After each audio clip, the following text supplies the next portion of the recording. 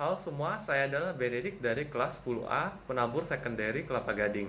Nah, pada video hari ini saya akan mengenalkan buku tentang salah satu tokoh yang sangat berdampak untuk perjuangan kemerdekaan Indonesia, yaitu buku Muhammad Hatta.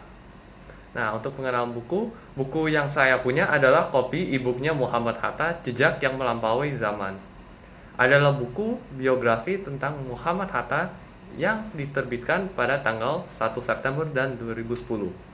Penerbit buku ini adalah kepustakaan yang sangat populer, yaitu Gramedia, dan penulisnya adalah tim buku Tempo. Lanjut, buku ini mengisahkan kurang lebih perjalanan hidup Muhammad Hatta, mulai dari masa kecilnya hingga perjuangannya untuk mencapai kemerdekaan Indonesia. Nah, mungkin ada beberapa di antara kita yang kurang familiar tentang sosok tokoh Muhammad Hatta ini. Meskipun sebagian besar sudah mengetahui bahwa beliau adalah wakil presiden Indonesia yang pertama. Nah, begitu banyak aspek menarik yang mungkin belum banyak orang diketahui oleh sebagian orang saja.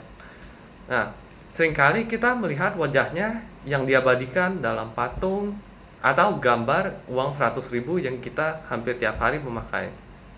Namun, kehidupan dan kontribusi Muhammad Hatta ini melebihi sekedar hanya gambar dan patung. Beliau lahir pada 14 Agustus 1902 dan perjalanan hidupnya memberikan kontribusi besar sekali bagi pembentukan negara Indonesia. Selain menjabat sebagai wakil presiden pertama di Indonesia, Hatta juga dikenal sebagai salah satu arsitek kemerdekaan Indonesia yang sangat jago. Melalui perannya dalam pergerakan nasional, Hatta berjuang bersama Soekarno untuk mencapai kemerdekaan Indonesia dari penjajahan kolonial Belanda dan Jepang. Keduanya memainkan peran penting dalam proklamasi kemerdekaan pada 17 Agustus 1945. Keahlian dan pemikiran ekonomi Hatta juga membantu membentuk besar ekonomi Indonesia pasca kemerdekaan. Jadi, ketika melihat gambar Muhammad Hatta di uang 100.000 atau patungnya, sebaiknya kita juga mengingat warisan dan pengabdiannya bagi negara Indonesia. Hatta bukan hanya figur bersejarah, tapi juga pemimpin yang telah berkontribusi besar sekali untuk membentuk nasib bangsa ini yang kita hidup. Nah, mari kita menjelajahi lebih jauh ke dalam kehidupan tokoh utama kita, yaitu Muhammad Hatta. Pada tanggal 14 Agustus 1902, dia menyambut hadirnya seorang anak yang kelak akan menjadi penerima anugerah nasional, yaitu tokoh utama kita, Muhammad Hatta. Hatta berasal dari keturunan Saleha, Jamil, dan Muhammad Jamil, sebuah keluarga yang memiliki sejarah dan pengaruh yang sangat kuat di Indonesia.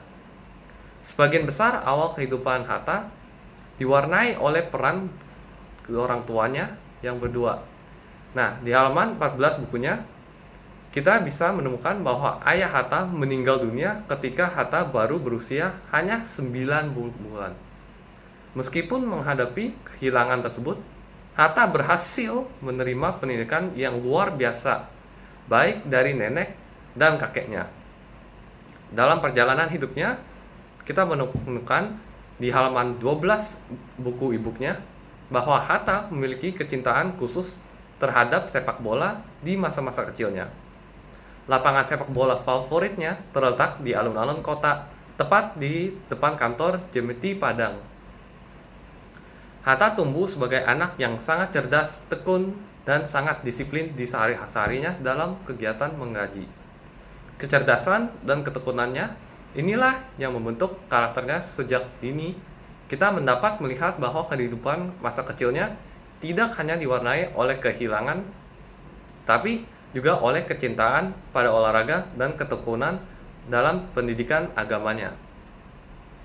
Dengan ciri khasnya yang khas dan semangat hidup yang telah tertanam sejak kecil, Muhammad Hatta menjadi sosok yang luar biasa, siap menghadapi tantangan dan memberikan kontribusi besar bagi perjalanan sejarah Indonesia. Lanjut ke babak kehidupan Hatta.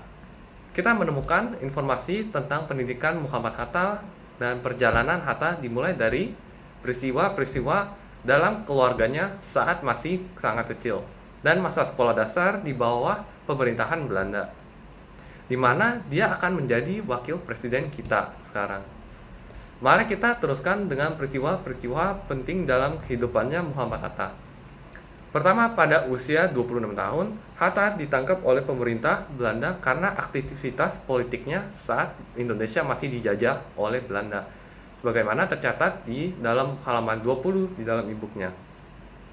Selanjutnya, dalam rapat Indonesisch Vereniging, Hatta dan rekan-rekannya memutuskan untuk memberi nama tanah air ini Indonesia, bukan Hindia Belanda. Dan apa yang sebelumnya menjadi solid pagar identitas seperti Sumatera, Jawa, Manado, Islam dan agama-agama Islam atau Kristen telah larut. Pada tanggal 8 Februari 1925 lahir seorang yang kemudian kan menandakan kehadirannya di dunia hingga tanggal 28 Oktober 1928. Saat Sumpah Pemuda dikumandangkan, diungkapkan tekad untuk bersatu sebagai satu bangsa, memiliki tanah air yang sama, dan menggunakan satu bahasa. Di halaman 29 di e-booknya, membawa kita ke sebuah tulisan menarik berjudul Apakah Hatta Seorang Marxis? Yang dipublikasikan secara berlanjutan dalam edisi April dan Mei. Artikel ini mengkritik tulisan Bung Hatta yang berjudul Enig Grondtrekken van die Economische Wereldbouw. Pada tahun 1940, tulisan tersebut dikirim kembali ke redaksi majalah mingguan Nasional Commentaren yang dipimpin oleh Dr. Ratulangi. Majalah tersebut menerbitkan artikel tersebut dalam 5 edisi berturut-turut. Suatu hari nanti terungkaplah bahwa penulis yang dibalik nama Mevrouw adalah Tan Ling Chie, seorang tokoh dengan afiliasi komunis di Indonesia. Karena perjuangan Muhammad Hatta yang sangat luar biasa, ialah terpilih sebagai wakil presiden pertama dan proklamator kemerdekaan Indonesia pada 17 Agustus 1945. Dan akhirnya pada tahun 1980 beliau pun meninggalkan dunia ini. Nah, kalau bukan karena Hatta, bisa saja Indonesia tidak bisa merdeka pada 1945. Karena perjuangan beliau yang tertulis di dalam buku ini, saya bisa paham betapa pentingnya beliau untuk kemerdekaan Indonesia. Hatta tidak pernah menyerah dan terus selalu berjuang. Tidak mementingkan kenyamanan hidup dia sendiri, tapi malah mementingkan masa depan negara dan bangsa kita. Untuk mengakhiri video ini, saya ingin mengucap terima kasih bukan cuma kepada wakil presiden pertama kita Muhammad Hatta, tapi juga ke semua pahlawan Indonesia yang telah mengorbankan jiwa nyawanya sendiri untuk tanah air bangsa sendiri. Terima kasih semua.